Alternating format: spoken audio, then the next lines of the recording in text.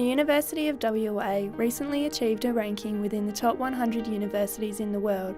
It has a prestigious reputation and in 2012 celebrated its 100th anniversary. The university is internationally renowned and plays host to many exchange students every year. However, in 2012 the university was rocked by reports of binge drinking and sexual misconduct at its orientation camps, primarily organised by the UWA Leisure Society. In 2014, the camps was set to return after a reportedly painfully long and depressing forced year on hiatus. However, the camps were cancelled for a number of reasons, some including red tape and fire hazards. This raised questions about why the camps were cancelled and how the misconduct reflects on the UWA Guild and UWA Leisure. The organisations had this to say about it. I am an advocate of camps. I think they're fantastic, and I think as long as they're run in a safe and inclusive environment, they do a lot of good for the students here at UWA.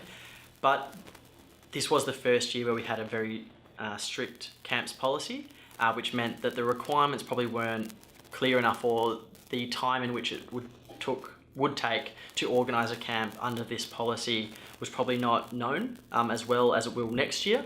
So I'm sure Leisure, now knowing all of the requirements to go through, will start their preparation a little earlier and have plenty of time to advertise and sell their camp beforehand. So I think these policies are a direct result from what happened in 2012, where camps had no oversight from anyone but the committee and themselves, and that's what got us into trouble.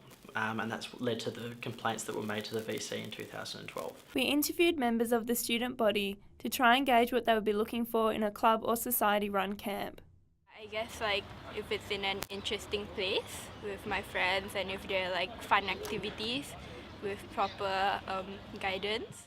I guess ensuring that there were leaders there who would not be consuming any alcohol and who would be responsible, people who'd had adequate kind of first aid, mental health training. Despite initially showing interest, Leisure were reluctant to comment on the matter as they were directly involved. Although the Leisure camp was cancelled this year, the future of university camps, leisure or otherwise, remains bright. This is provided the organisers and relevant groups adhere to the recently introduced and strict guidelines that are necessary to safely run these camps.